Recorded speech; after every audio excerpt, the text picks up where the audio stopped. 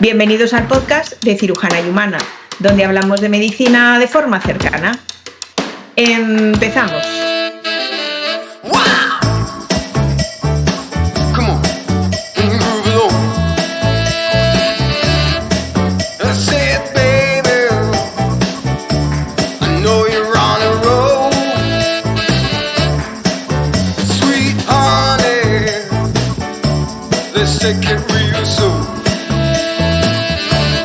Hoy vamos a hablar de un tema muy actual, muy novedoso y que en cierto modo está en boca de todos, pero yo creo que sin saber demasiado. Vamos a hablar de nuevas terapias, de medicina regenerativa, de células madre, de exosomas, de CAR-Ts y de un montón de palabras que yo creo que nos suenan a todos y también en la población general, pero sin saber muy bien cómo las encuadramos o cuál es la realidad de los posibles tratamientos. Para eso contamos con un gran experto en este tema, que es Mariano García Arranz. Bienvenido, Mariano. Hola, bienvenidos. Muchas gracias por la invitación. Yo soy Mariano García, soy de formación biólogo molecular y bioquímico y llevo trabajando en el Laboratorio de Nuevas Terapias de Investigación Sanitaria de la Fundación Jiménez Díaz desde el año 2014. Y dedicándonos a estas cosas de nuevas terapias, como dice el título del laboratorio. Así que a vuestra disposición para... Muy bien, Mariano, bienvenido. Muchas gracias por aceptar nuestra invitación. Y nos gustaría saber tu lado humano, Mariano. ¿Qué es lo que te gusta? ¿Cuáles son tus hobbies? Mis hobbies es intentar tener tiempo para estar con mi familia. Muy bien. Que es complicadísimo, cada vez más complicado, ¿no? Entonces me gusta mucho pasear, me gusta mucho hacer deporte. Desafortunadamente cada vez hago menos deporte por falta de tiempo. Pero lo que mi hobby principalmente es disfrutar del día a día y los huecos que uno tiene de la naturaleza y pasear. Y de la familia, qué bien, qué interesante. Pues bueno, yo creo que sin más dilación vamos a empezar por el principio, por las nuevas terapias, por investigación y por nuevas terapias. No sé si empezar de una forma más general, que creo que sí. Vamos a empezar preguntando si es fácil la investigación y la generación de nuevas terapias en España o es un poco difícil. A ver, tenemos dos factores. Hay un factor importante. Es fácil porque en España tenemos grandísimos investigadores. Creo que en nuevas terapias estamos destacando a nivel mundial. Y es muy difícil pues porque no tenemos recursos para investigar. Es algo que es obvio. O sea, digamos que estamos entre los 3 países con más ensayos y más desarrollo en terapias avanzadas o nuevas terapias, sobre todo terapia celular o terapia génica, pero desafortunadamente los presupuestos, y dependemos mucho de los presupuestos del ministerio, pues son justos. Son muy justitos y hacemos realmente milagros con el presupuesto que tenemos. O sea, pero facilidad por la capacidad de la formación que tenemos, porque es muy buena formación, de básica, desde la universidad hasta la generación de centros, pero desafortunadamente ese desarrollo son terapias muy costosas y cuesta y no tenemos ingreso para poderlas desarrollar de una forma fácil. Y luego además tenemos otro complejo, ya no solamente en España, sino a nivel sobre todo europeo, es que están altamente legisladas y es muy difícil poder llegar con una idea hasta la población.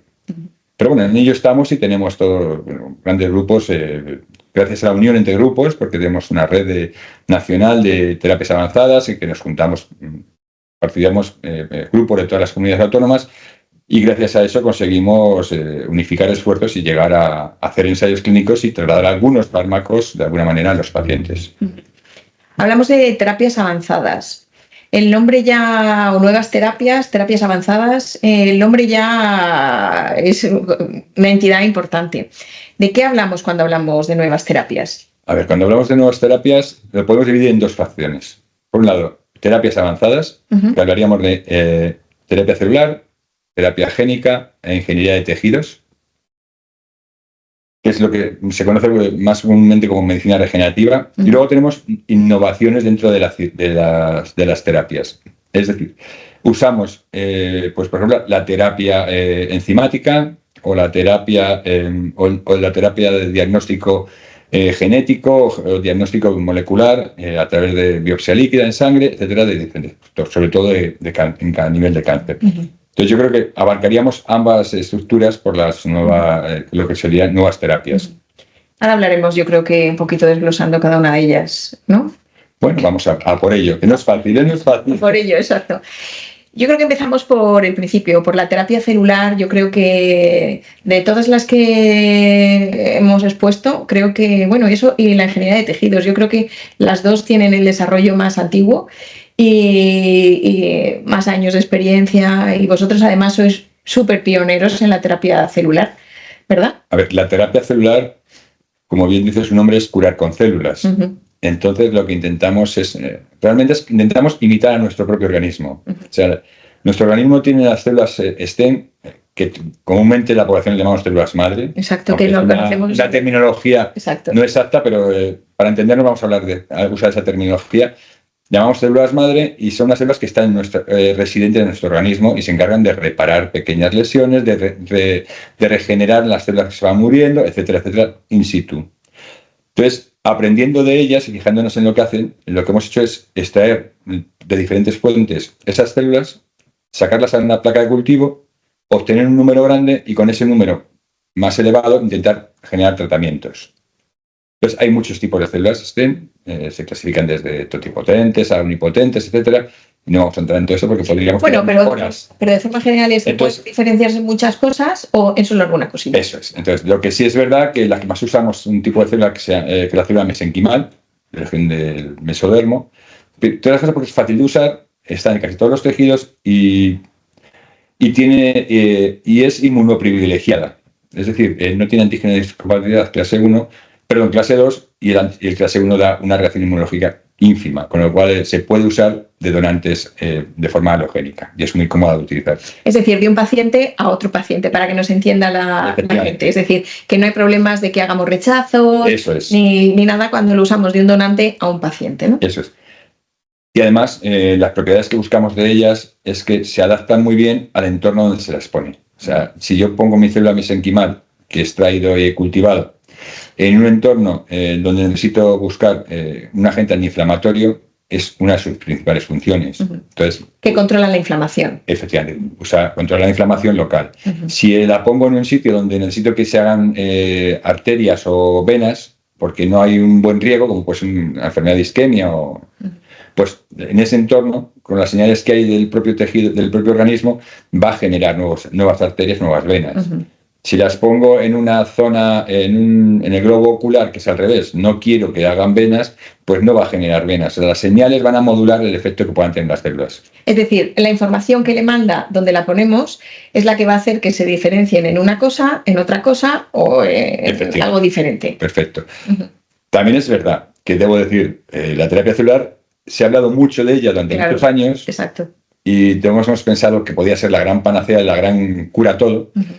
Y lo que tengo que dejar muy claro es que la terapia celular es una herramienta más para los facultativos. En vuestro caso, igual que tenéis antibióticos, tenéis diferentes fármacos, este es un fármaco más. Que, o sea, curar o tratar una enfermedad y decir, con esto se cura, yo creo que hay que ser coherentes y hay que bajar un poco ese listón de expectativas que se le han generado. Claro.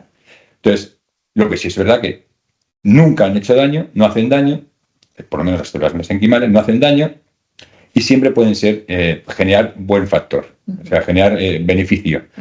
Pero es una herramienta más para generar ese beneficio. No vamos a curar nada, solo con las células. Si no hay una mano detrás de un facultativo que haga un tratamiento coherente y se ayude de esto, va a ser difícil que curemos, que se cure nada con lo que es la terapia celular como tal, ¿no? Claro. Eso es algo que hay que dejar muy claro, que se vendió muy bien, que esto curaba todo y, a ver, ayuda a curar todo. Igual que un antibiótico ayuda a curar una infección o diferentes fármacos ayudan a curar diferentes patologías, pero ayudan, pero hay que diagnosticar su dosis adecuada y, sobre todo, cuando se aplican asociadas a cirugía, con un procedimiento quirúrgico adecuado y correcto. Si no, no vamos a triunfar. Hablando de eso, yo creo que podemos ver dos partes. Se ha hablado mucho, yo me acuerdo que al principio había mucha polémica, que si las células madre van a generar tumores, que van a hacer muchos problemas, y de eso que ha quedado. De eso que ha quedado. Hay un tipo de célula madre, que es la célula embrionaria, que se obtiene del blastocisto. Dentro del desarrollo del embrión hay una fase que es el blastocisto y hay unas células en su interior que son células, lo que llamamos células embrionarias. Una de las características de esas células es que generan teratomas. El teratoma es un tipo de tumor. Por eso, al final, a lo largo de estos años hemos conseguido, o nos hemos dado cuenta que hay que dirigir la terapia a aquellas células que son seguras. Y actualmente las que más se usan con diferencia son las células mesenquimales. A ver, luego hay otro aspecto importante. Tenemos que recordar, si nos vamos a los tiempos memoriales que empezamos a hablar de esto, claro.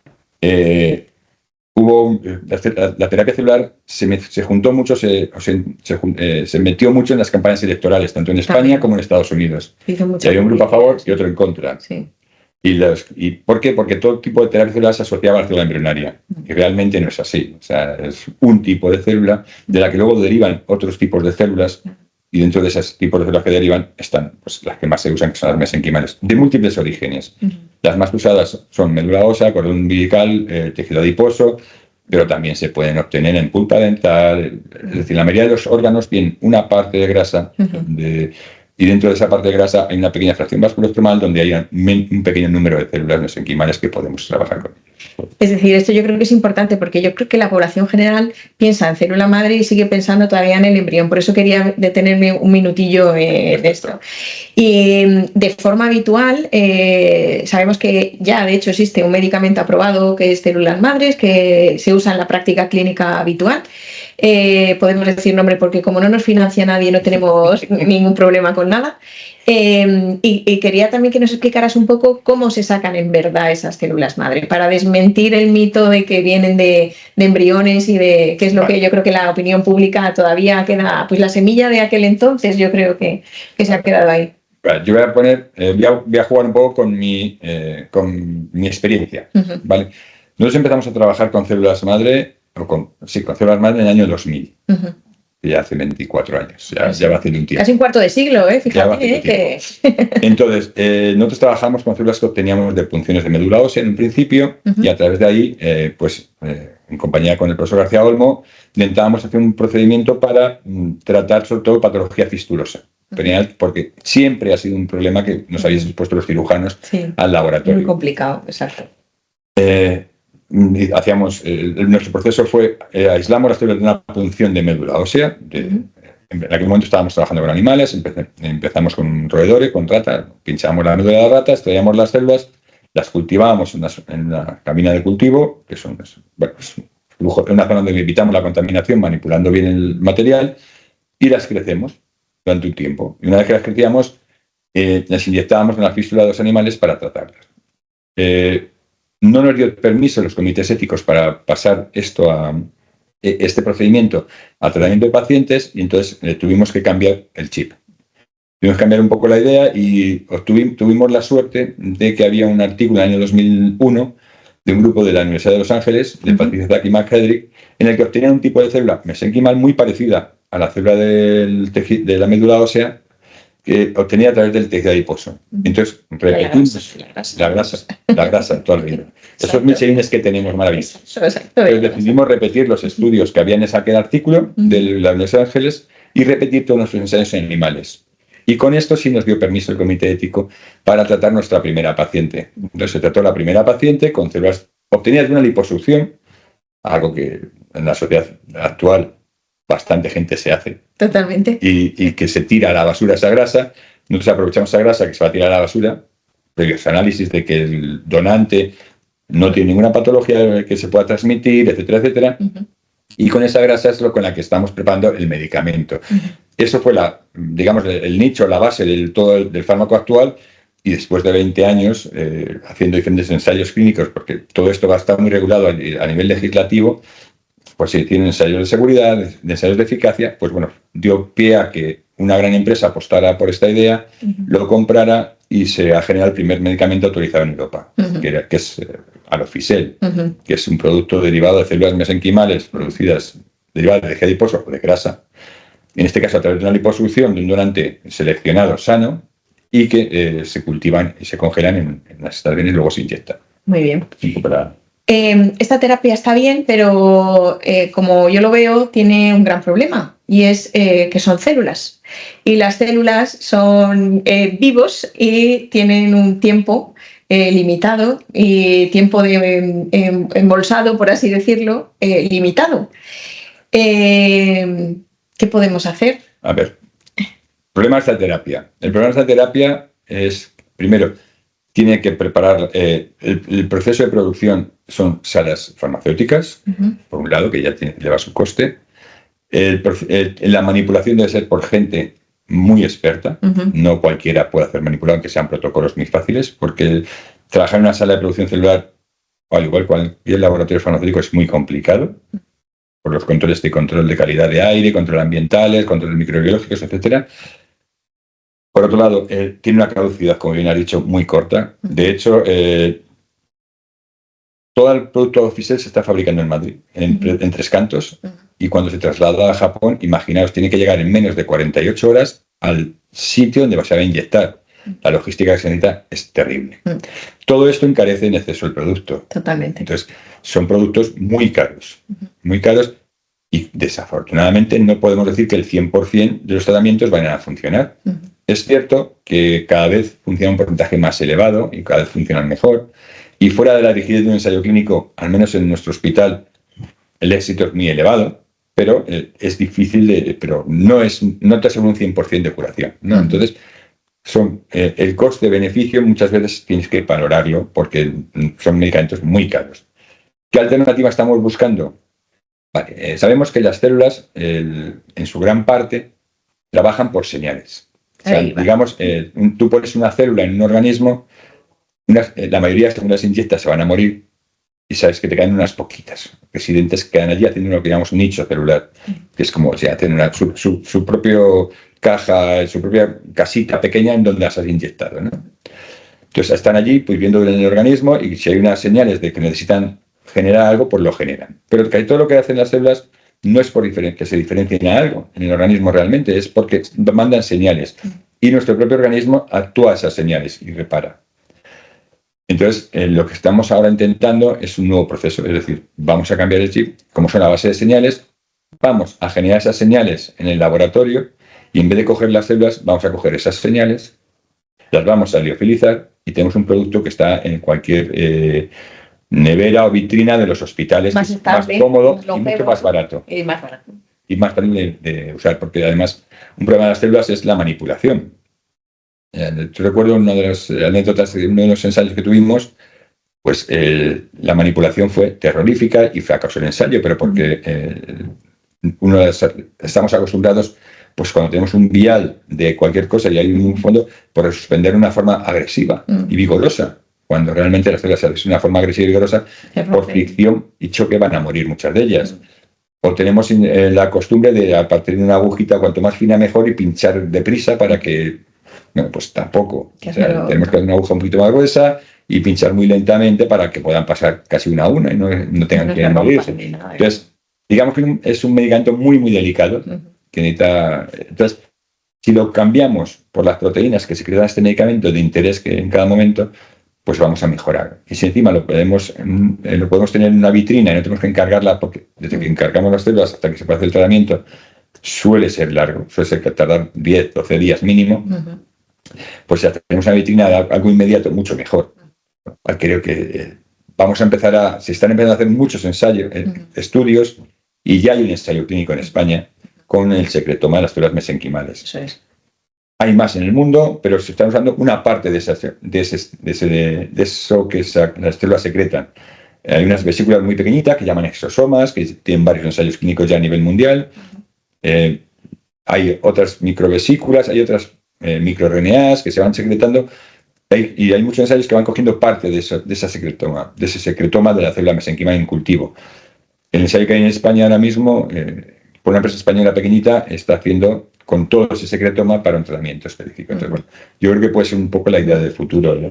Para que nos entiendan nuestros pacientes, antes inyectábamos la célula y según el paciente lo que necesitaba en el ambiente, mandaba unas señales del paciente a las células que nosotros poníamos y se diferenciaban vasos, en antiinflamación o en lo que fuera. Ahora es al revés. Ahora ponemos la información y es la célula del paciente la que responde. Es más o menos así. Eso es, para que así de forma muy simplificada y para que nos entiendan. Lo cual pues es un cambio, lo que tú dices, de mentalidad total. Un cambio importante que hemos aprendido. Claro.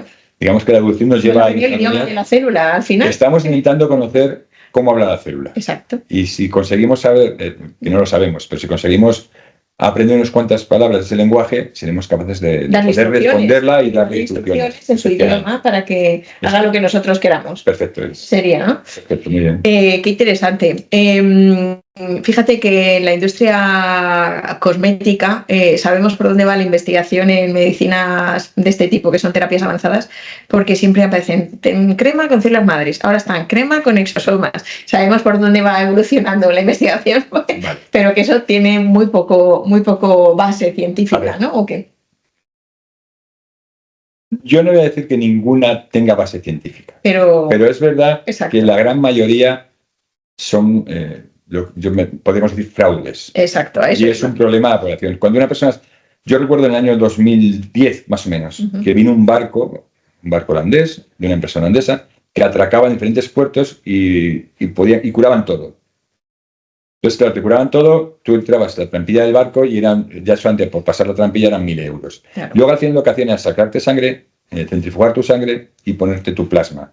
El plasma, una fracción del plasma, enriquecida en plaquetas. Bueno, con eso curaban absolutamente cualquier patología que uno pueda pensar.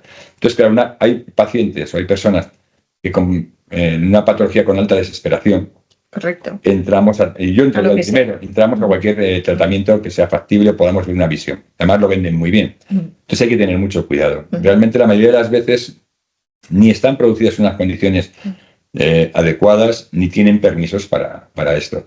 En cosmética es un tema, es paralelo, es distinto, porque en cosmética se usan muchas veces secretomas de diferentes, sobre todo de porcino, se está usando mucho, o de aves, se usa mucho en productos cosmética.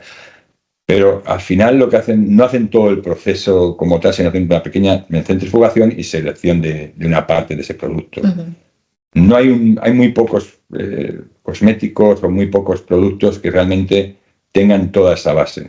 Además, yo creo que lo mejor, cuando uno tiene una duda, la Agencia Española de Medicamentos Sanitarios tiene una página que es accesible a todos y te informa perfectamente de cualquiera de estas dudas que uno pueda tener ante un producto.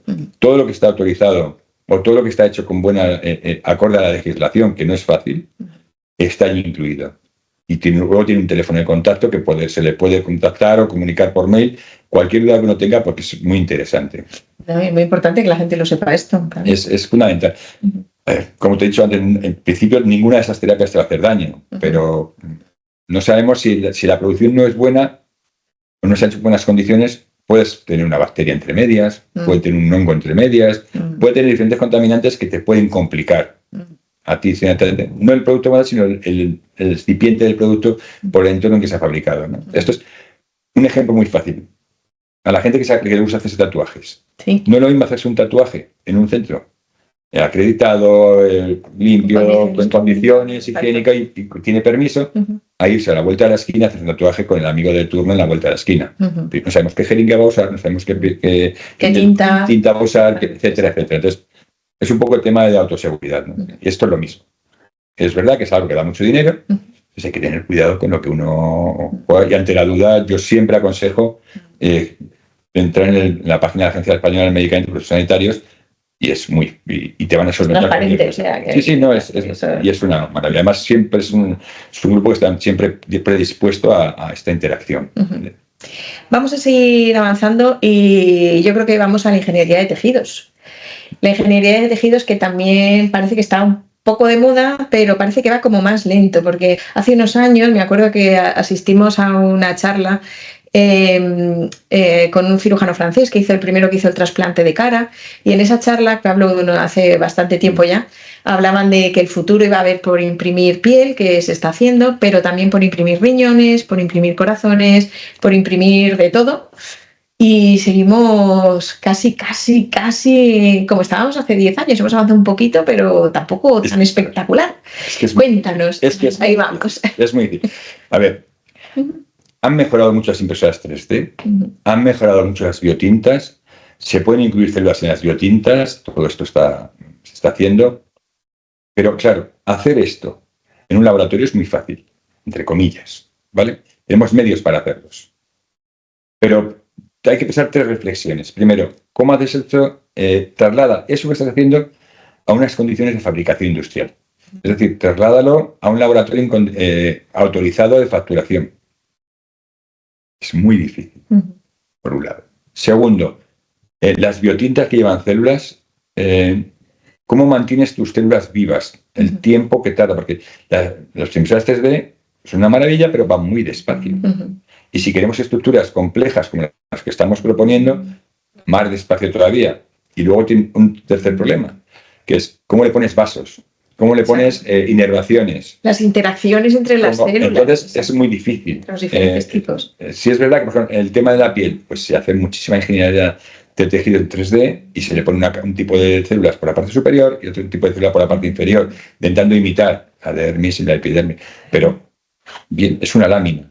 Pero imaginemos, como has dicho antes, un riñón. Un riñón tiene vasos, tiene una zona glomerular, tiene diferentes zonas y a cada zona lleva un tipo de célula y a ese tipo de célula hay que dar unas señales, interacciones y luego encima hay que darlas de comer a todas diariamente y hay que darles impulsos nerviosos para extender la mente. Y entonces, hacer eso a gran escala, hoy por hoy yo no sé, nadie lo hace. Si es verdad que hay cosas, por ejemplo, uno de los casos que es más interesante ha sido la reconstrucción de una nariz a un paciente. Se hizo una reconstrucción en 3D y se pusieron las células a posteriori, en un bioreactor en cultivo, en unas instalaciones adecuadas. No es algo fácil, porque hay que interaccionar muchas cosas. Entonces, digamos que está siendo un cuello de botella importante el cómo quitar todos esos aspectos, cómo conseguir que las células, por un lado y por otro, se comuniquen perfectamente y que luego tengan una viabilidad importante. Otra forma de decir, no uso impresora 3D, descelularizo las células y luego ese órgano que me va a quedar la matriz, o sea, descelularizar un órgano es, yo le quito todas las células, por ejemplo, a un corazón, que eso lo han hecho en corazón de la Universidad de Minnesota, en el Hospital Quirón de Madrid, descelularizan un corazón. Y dejo un andamio. Y dejo todos los tejidos sin células. Exacto. Que eso me sirve de un andamio perfecto. Digamos que un andamio perfecto, pues ya tiene todas las estructuras hechas. Y luego le voy a poner a rellenar de células. ¿Qué ocurre? Que cuando le voy a rellenar células, primero todas las células que tú pones, que son muchos millones, cada una tiene que hacer su función. Y tienen que coordinar su función en una vitrina, que no lo puedes trasplantar directamente a un paciente. Entonces, lo que hemos visto es que es inviable. Se ha conseguido hacer en roedores, en animales pequeños, porque el número de células es mucho más bajo, pero cuando tenemos un tamaño grande, hasta el momento es inviable. Entonces, bueno, digamos que la limitación es cómo conseguir coordinar todo esto y que siga viviendo durante el tiempo que tenemos que coordinarlo. No es fácil. La ventaja, que por eso se está investigando, yo creo que para nuestros oyentes también es importante decirlo, es que que habría que rellenar ese andamio con las células del propio paciente para intentar evitar los rechazos, intentar evitar las inmunosupresiones de los fármacos. Es decir, tiene sus ventajas potenciales, pero una gran dificultad. Por eso se investiga, si no, no estaría investigando. Claro. El potencial es enorme. Imaginemos que podríamos tener, de hacerle una biopsia de un hueso, o una liposucción a una persona, que podemos tener millones y millones de células con calidad, que luego podemos dirigirla a donde interese, incluso le puede sacar diferentes tipos celulares, miocitos o lo que nos interese para que estén allí y hagan su función, y acoplar todo eso sería maravilloso. No necesitaríamos donantes de órganos, tendríamos el órgano al uso, salvo que fuera muy urgente, en un espacio de tiempo. De momento no sabemos cómo unir todo ese entramado que hay, ¿no? Entonces, bueno, seguimos en esa idea, pero está costando mucho, está siendo complicado, pero ahí seguimos. Sigue. Es algo que algún día esperemos que demos con la tecla de cómo conexionar todo. Yo creo que esto, en el primer bloque fundamental, creo que hemos tocado así las cosas más importantes. Ahora nos vamos a lo que contabas del diagnóstico, con la biopsia líquida, por ejemplo.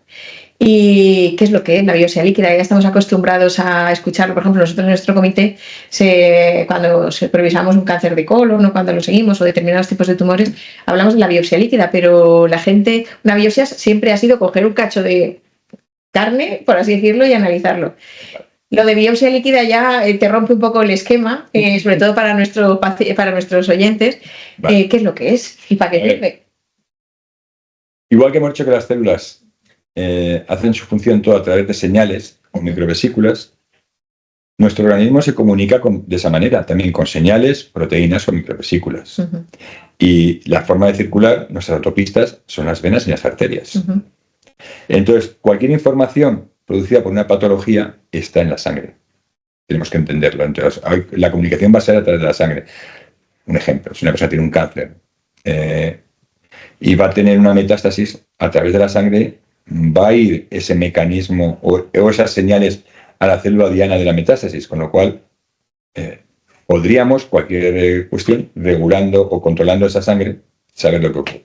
Bien, basado en esta idea, la biopsia líquida es coger sangre, seleccionar las células, las vesículas y las proteínas de la sangre y analizarlas para encontrar esos marcadores que nos hablan de diferentes patologías. Es decir, lo que queremos es cambiar la idea de no vamos a hacer una biopsia a un paciente, como tú lo habías entendido, que es una pequeña cirugía, quitar un trocito de carne. No vamos a hacer eso. Vamos a intentar que con un análisis de sangre poder diagnosticar y poder prevenir algunas patologías. Como eso lleva ya muchos años, no es nuevo, o sea, lleva ya muchísimos años y de hecho en el cáncer, por ejemplo, de colon, ya hace muchos años que se busca en la sangre hay un oncogen, que es un oncogen KRAS, que está en el 40% de los pacientes y ya a través de ese diagnóstico se da un tratamiento u otro en esos pacientes, ¿no? Y eso es un poco la idea, es decir, pero dificultad, primero, cualquier proteína está ínfima en la sangre, digamos que la dilución puede ser 1,50 millones. O sea, es como buscar una aguja en un pajar. Más o menos. En realidad. Y por otro lado, que tampoco sabemos, no conocemos todas las proteínas implicadas entre los procesos metabólicos o enfermedades. Con lo cual es otro campo en el que estamos estamos desarrollando de una manera incipiente búsquedas interesantes de marcadores. Ventajas que tenemos, que la tecnología, las técnicas o los equipos que tenemos para hacer estas búsquedas o estas detecciones cada vez son mejores. O sea, hace unos años, con la PCR que todos hemos conocido, desafortunadamente, en la época del COVID, bueno, es amplificar el DNA. El DNA es donde va todo nuestro mensaje genético. Y amplificamos fragmentos de ese DNA. Y ahí, a partir de ahí localizamos cosas, ¿no? Localizamos proteínas o qué puede pasar. Pero la sensibilidad es justa. ¿Qué ocurre? Que hemos ido mejorando. Primero salió la QPCR, que es otro tipo de PCR cuantitativa, que mejoraba la capacidad de detección, y ahora tenemos, pues, por ejemplo, PCR digital u otras técnicas que son mucho más sensibles. Con lo cual, vamos mejorando y somos capaces de encontrar algo que antes no podíamos encontrar. Pero aquí hay dos dificultades. Primero, saber el marcador exacto que queremos buscar, que no es fácil en todas las patologías. Y segundo, llegar a detectar en el momento adecuado. Que esté circulando, justo. Sí, bueno, que esté circulando. Es factible que esté circulando. Cuando hay una patología, es factible que siempre haya más o menos intensidad de circulación, ¿no? Pero pillar en el momento es complicado. De hecho, hay muchos... ya hay kits comerciales que se usan para el diagnóstico. Por ejemplo, en cáncer de colon hay un kit que se usa para ver como diagnóstico, para ver a través de la metilación de un gen. La setina. La setina 9. En cáncer, y hay otros tipos de cánceres, también en vez de hacer cribado, o sea, pasa que son caras. O sea, son técnicas, de momento también son caras. No, sí, pero me interesa mucho que lo expliques porque eso va a ser el futuro, yo creo. La idea es, claro. Una persona, a lo mejor tendríamos que, en el futuro, que eso, ojalá fuera así, tendremos un chip, ¿no? Maravilloso allí puesto, que con un poquito de sangre lo pasaremos por el chip y nos determinará cómo está nuestro organismo. Claro. Si tenemos un tipo de cáncer, el otro. Pero eso es muy a futuro, claro, eso sería maravilloso. De momento, hoy por hoy, como se hacen individual a individual y con equipos que no son baratos, pues son técnicas que son carillas, no voy a decir caras, carillas, pero a cambio tiene el beneficio de que no son nada cruentas para los pacientes, porque una analítica de sangre es verdad que molesta el pinchazo, pero no es lo mismo que anestesiarte, que conlleva un pinchazo para hacer una biopsia. Claro, exacto. Entonces, o una colonoscopia que tienes que prepararte, es incómodo el preparado, etcétera, etcétera. Bueno, pero a lo mejor en todas las patologías no, pero por ejemplo, por la prevalencia del cáncer de colon, a lo mejor, yo sí que a lo mejor, no lo sé, a lo mejor me equivoco, pero en un futuro a lo mejor podríamos ahorrarnos todas estas colonoscopias y cambiarlo por una analítica de sangre. Y esa es la idea. Esa es la idea, esa es la idea, ¿no? La idea es intentar evitar pruebas cruentas. Y otra idea que tenemos es, cuando un paciente, cáncer colon, que has hablado de él, se le opera, se quita todo el tumor. En muchos casos sabemos que a X años vuelve a ser otro tumor. No porque esté mal operado, sino porque el tumor tiene su progresión y hay fragmentos microscópicos del tumor que no se ven y no se han que utilizar en otra zona. A lo mejor de esta manera podemos diagnosticar si realmente la cirugía ha sido curativa y hay que olvidarnos de seguir un seguimiento exhaustivo a los pacientes, o a lo mejor la cirugía nos deja dudas y hay que hacer un seguimiento a los pacientes de forma periódica, ¿no? O un tratamiento específico si se detecta, entonces, aunque no veamos, ¿no? Pero yo creo que nos puede ayudar. Y luego hay una cuestión importante que tenemos que valorar, que es la ventaja de la biopsia líquida, otra ventaja desde el punto de vista. Cuando uno hace una biopsia de un tumor, ya nos hemos centrado un poco en el tumor, me ha llevado a su terreno. Sí, totalmente. La información del cirujano. A ver, el tumor no es igual en toda su estructura. Entonces, es una masa y a lo mejor en la zona norte tiene un tipo de célula y en la zona sur tiene un tipo de célula. No tiene nada que ver una con la otra, aunque sea dentro de la masa tumoral, o está en una vía de desarrollo. Con lo cual la biopsia te puede confundir el diagnóstico. Es decir, es un adenoma, es un carcinoma, un tratamiento acorde a esto, un tratamiento u otro. La sangre es homogénea. Entonces lo que circula en la sangre es homogéneo. Y va a salir tanto de la célula del norte como de la célula del sur. Con lo cual, desde mi punto de vista, mi pensamiento es mucho más fiable si conseguimos unos buenos marcadores, la sangre, que la biopsia. Aunque es verdad que mis amigos patólogos me van a pegar por decir esto. No, pero vamos. Pero yo como ingeniero molecular voy a meter cogeremos el relevo y iremos a hablar con los patólogos en el siguiente episodio, así que nos den la revancha. Pero es muy interesante porque esto cambiaría totalmente el seguimiento y el diagnóstico de muchos tipos de tumores. Eso estamos haciendo ya cosas, o sea que a corto plazo. O sea, así como en ingeniería de tejidos se están haciendo cosas como la piel y tal, pero que es algo como más a futuro, esto es inmediato. Sí, inmediato de ciertos tipos de ya se hace. A nivel diagnóstico ya se hace en muchos casos. Claro.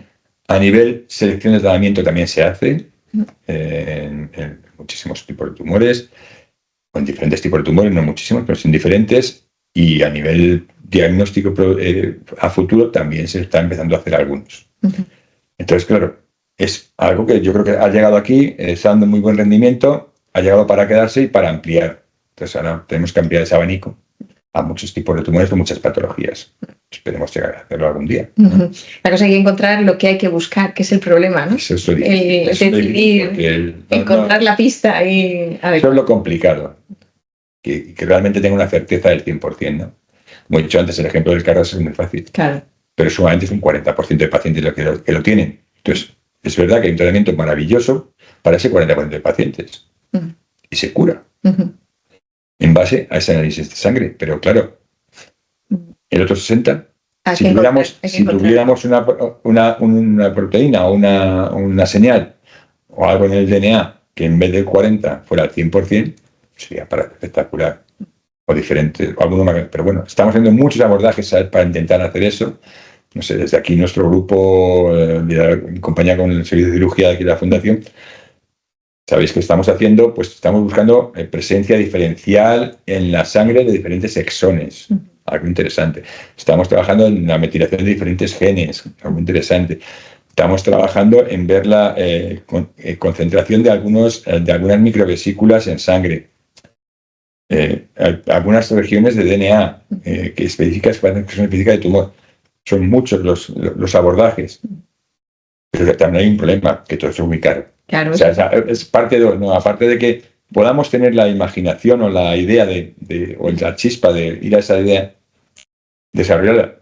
No siempre es fácil, pero luego además es muy costoso.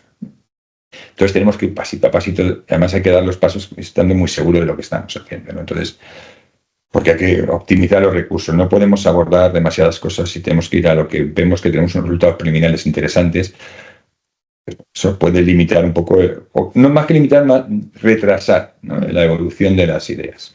Pero de ahí la importancia de invertir en investigación, porque al final, gracias a la investigación, pues llegamos a nuevos tratamientos, a nuevas curas, a nuevos diagnósticos, y yo creo que ese mensaje también tiene que calar mucho en la población general, en nuestros gobiernos y en las inversiones privadas, que al final muchas veces es cómo se financia la investigación en nuestro país. Claro, yo no te puedo decir otra cosa. Claro. Obviamente, yo mi investigando vivo necesito financiación para mi investigación, pero igual que yo, el 100% de los investigadores de este país y de todo el mundo, ¿no? Entonces, yo entiendo que los estados tienen sus prioridades, les cuesta, porque además la investigación no es un retorno a corto plazo, claro. Y no es un retorno visible, es un retorno de haber retorno, pues no siempre hay retorno. Ideas tenemos muchas que al final sean válidas hasta el final. Puede haber a lo largo de la vida de una persona 2, 3, no puede haber más, no es difícil que haya más. Entonces, ideas tenemos muchísimas y es una inversión a muy largo plazo y que el retorno pues será a muy largo plazo, con lo cual, considerando que además vivimos un país que es muy cortoplacista, sobre todo a nivel político, miras políticas, si algo no pasa en 15 días, que puede salir en la prensa, claro, mal vamos. Que no vende. Si tenemos que vender algo a 10-15 días, a 10-15 años, perdón, ¿quién invierte ahí, no? Entonces es difícil. Pero bueno, sí que se hacen esfuerzos, se han hecho esfuerzos siempre. Tenemos un instituto tercero que nos ayuda, un consejo superior que ayuda también en esto, el ministerio que financia, pero cuesta. Y es una parte muy pequeñita en los presupuestos del Estado. No sé en qué estamos ahora, si el 0,7 o el 2%. Yo creo que el 0,7 seguimos. Pero bueno, algo es algo. Si luego encima tenemos colaboraciones de instituciones privadas que también nos ayudan a financiar esto, pues muy bien, ¿no? Pero cuesta y es difícil. Dentro de las nuevas terapias, no todo es cosas nuevas, cosas de desarrollo moderno, sino que también a veces usamos viejos tratamientos para nuevas ideas o nuevas aplicaciones. A ver. ¿Qué podemos contar de esto? Un aspecto, que se pueda contar, claro. Bueno, sí, yo tengo un defecto, que soy un libro abierto. Entonces, cuando una empresa hace conmigo un acuerdo, me llaman bocazas. Con razón, porque cuento todo. No soy capaz de creer. No. A ver, un ejemplo. Nosotros, a través de cuando comentamos a veces las células madre, nosotros obtenemos de la grasa grasa. Y hay que separar las células de ahí. Usamos una enzima que es colagenasa para separar esas células, ¿no? Entonces, ese es un proceso que llevamos haciendo muchísimos años, se hace muchísimos laboratorios. Hace poco tiempo se nos ocurrió una nueva idea, dar una vuelta de tuerca. Si esas células las separamos por la matriz de esas células, la matriz es lo que une o envuelve esas células, las separábamos con colagenasa para obtener las células madre individuales, en los tumores sólidos ocurre lo mismo. Los tumores sólidos están envueltos de una matriz. Por eso muchas veces la quimioterapia fracasa a la hora de llegar a un tumor sólido. Llega la coraza dentro ahí. Porque no llega a la célula, o sea, se queda en esa estructura que la envuelve, ¿no? Entonces, un escudo ahí. Si nosotros usamos esa colagenasa que hemos usado en el laboratorio para las células, para células madre, la podríamos usar en los tumores para disgregar esa matriz o eso que envuelve, o ese ovillo que envuelve las células tumorales, pues permitiríamos que la quimioterapia llegara a las células y hiciera su efecto. Pues bueno, esto es una nueva terapia que estamos evaluando. Hemos hecho estudios porcinos, hemos hecho estudios en modelos animales, una altísima seguridad, buscando una dosis y tiempos adecuados. Y ahora estamos pendientes de presentar o conseguir a alguien que nos fabrique esta colagenasa en unas condiciones farmacéuticas para que las agencias españolas nos autoricen un ensayo clínico con esta idea. ¿Funcionará sobre los animales? Parece que sí, y es seguro. En el cuerpo humano, no todo lo que funciona en el animal lo funciona en el cuerpo humano, desafortunadamente. Ojalá fuera al revés, funcionara todo, ¿no? Entonces, por ejemplo, eso es una idea de nueva terapia que estamos... Vieja terapia usada con nueva idea, nueva indicación, ¿no? Que eso es importante. Luego, Mariano, también yo creo que nos suena, sobre todo porque yo creo que empezaron los hematólogos, me parece a mí hablarnos de CAR-Ts y hoy en día es un tratamiento habitual en ciertas enfermedades hematológicas. ¿Qué podríamos hablar sobre las CAR-Ts? ¿Qué son? ¿Para qué sirven? ¿Qué aplicaciones tienen? Porque yo sé que hay más aplicaciones más allá de la hematología. Vale. ¿Son el futuro también o no? La CAR-T yo ahora mismo la veo como un gran futuro y una realidad clínica. Para entendernos todos, un CAR-T o célula CAR es coger las células del propio organismo, las células de defensa, digamos nuestros tanques, coger nuestros tanques, sacarlos fuera del organismo, ponerles un chip para que sepan a qué diana deben atacar, y exclusivamente a esa diana, y volver a ponerlas en el organismo. Fíjate, te voy a parar un momentito, porque sobre todo para el público en general, que muchos pues no son médicos, pero todos tenemos por lo menos yo, mi generación, nos criamos con la vida es así, se llamaba, yo creo. Y al final los linfocitos y los leucocitos y todas estas defensas del cuerpo eran los policías, es decir, escoger a nuestros policías y decirle, mira, esta es la foto del malo, del virus, aquel que tenía la nariz ahí larga o de lo que sea, y este es el que tienes que atacar. Sería así explicado para el público en general, ¿no? Todos nos acordamos. Yo no sé si tú también veías esa serie, qué gran serie. De hecho, la tengo los vídeos. Pues fíjate, y mis hijos los han visto. Era una serie genial porque te lo imaginas así. Es así, efectivamente, esta es la idea, ¿no? La idea es, cojo el policía, le dejo la foto de por quien tiene que ir, hago muchos policías y luego lo vuelvo a inyectar. Tus propios policías, que es importante. Policía, ¿no? Esa es la idea de la SCARPI. ¿Qué ocurre? Esto está muy bien y hoy en día funciona. Y está funcionando, está salvando muchas vidas en pacientes con tumores hematopoyéticos. ¿Por qué? Porque el tumor hematopoyético está en la sangre y los policías circulan por la sangre. Cuando hablamos de tumores sólidos, que empieza a haber ya algunos estudios, primero no tenemos marcadores claros para enseñar una foto del tumor sólido. O sea, es difícil. Igual que la mayoría de los tumores hematopoyéticos tienen algún marcador, las células, perdón, tiene un marcador, digamos, que tienen como una coronita que les va a señalizar diferentes a otras células, esas células tumorales, y somos capaces de reconocer esas coronitas diferentes de 3 puntas, 5 puntas, 7 puntas. Los tumores sólidos no sabemos cuál es la coronita que tienen cada uno, de momento, en la mayoría de ellos. Eso por un lado. Y segundo, como hemos dicho, los tumores sólidos tienen un estroma alrededor de ellos, o sea, algo que les protege, un ovillo. Entonces, primero, no muestran bien la coronita, que en algunos casos les conocemos, y segundo, no somos capaces de llegar por culpa de ese ovillo a la coronita. Se está trabajando mucho esa línea y posiblemente ya hay ensayos o estudios contra tumores sólidos. Y en el futuro podrá haber, y hay incluso grupos españoles muy potentes en este sentido, ¿no? Y en el futuro pues podrá haber, tendremos policías que sean capaces de atravesar ese ovillo y llegar a esa coronilla, ¿no? Eso es, super policías porque son muy específicos. Muy adiestrados ahí, como los geos ahí. Claro, y digamos que, lo que intentamos es que no hacer daño al resto del organismo porque vamos directamente a la diana que tenemos que ir. Entonces, es como acertar el tiro siempre. Claro. No están, esto no quiere decir que sea una maravilla, que sea la gran panacea, como pasó al principio con las células madre, ¿no? Tendrán sus limitaciones, de hecho, no todos los pacientes generan, porque estos... nos hemos acostumbrado en la época del COVID, desafortunadamente, a oír la palabra tormenta de citoquinas. Es verdad.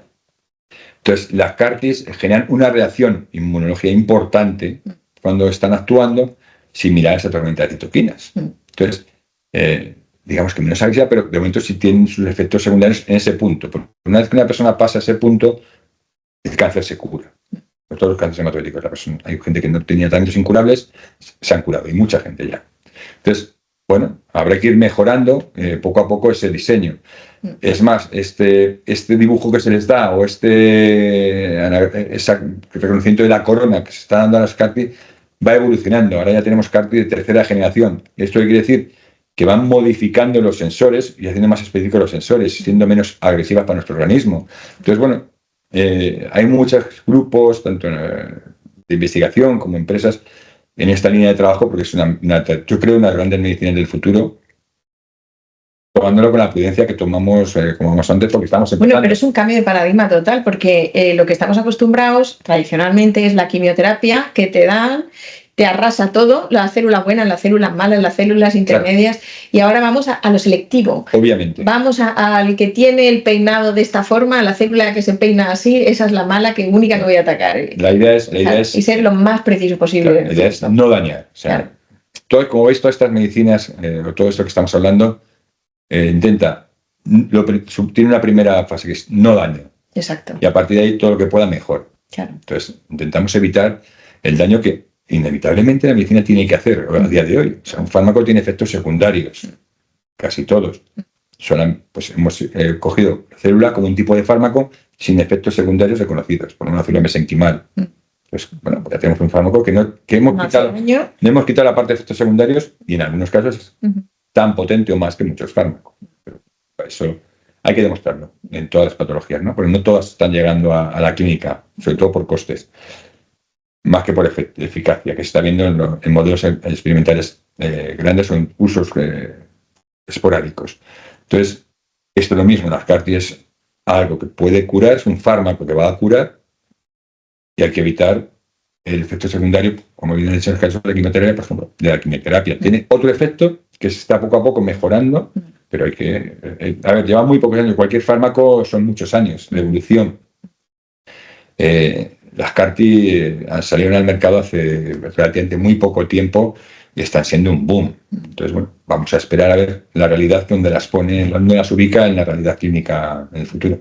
Me parece un futuro prometedor. Tiene toda la pinta. Al final hemos visto un montón de estrategias que es para mejorar la calidad de vida de los pacientes, para curar más, con menos efectos y todo mejor. Y además en el futuro probablemente, al ser terapias que se irán siendo cada vez más extendidas, probablemente sean más baratas. Menos efectos, más curación, más predicción, más barato, esperamos en el futuro. Eso es la idea. Más aplicable. Eso es lo que esperamos todos, ¿no? Y para eso estamos. Para eso estamos. Pero no sabemos el futuro cuánto será. Si 2 años, 5, 10, 20, pero bueno, ahí está. Pero siempre, perdón. Pero siempre con el principio general de primum non nocere, que al final nos remontamos a la medicina del inicio, el primum non nocere y...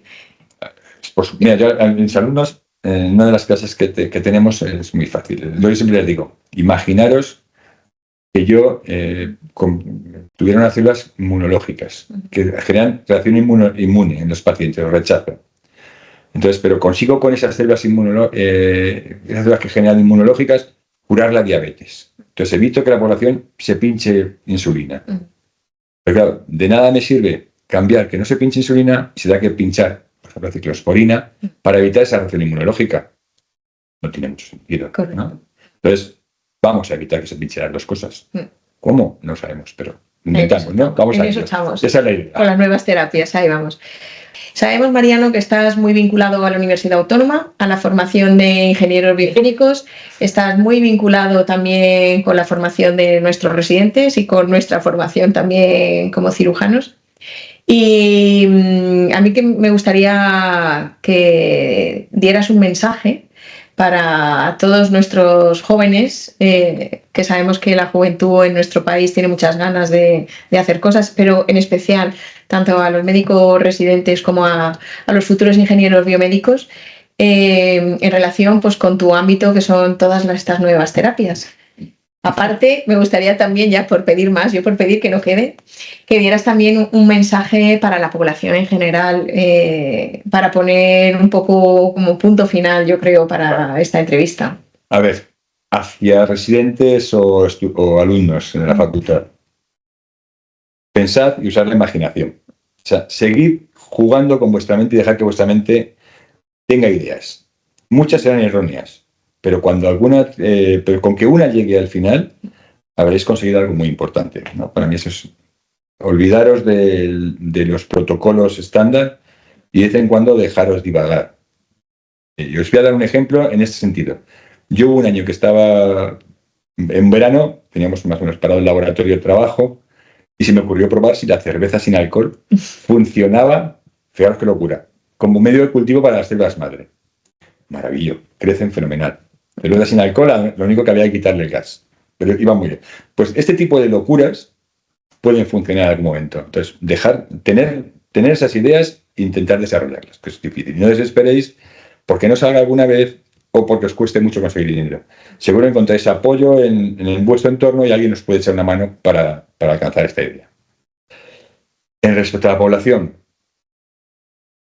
vamos muy despacio, pero estamos intentando alcanzar fármacos o tratamientos o sistemas de predicción que puedan llegar a toda la población. Lo que tenemos en la actualidad es muy caro.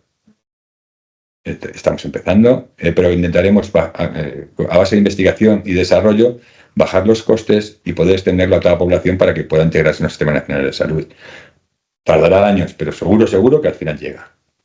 Pues muchas gracias, Mariano, por haber estado con nosotros, habernos dedicado este rato. La verdad que nos han quedado claras muchas cosas. Hemos desmitificado cosas que estaban así un poco en el aire y en los bulos de la población en general y lo hemos puesto en su sitio. Así que hasta la próxima, Mariano. Pues nada, un placer, como siempre. Hasta luego. Hasta luego.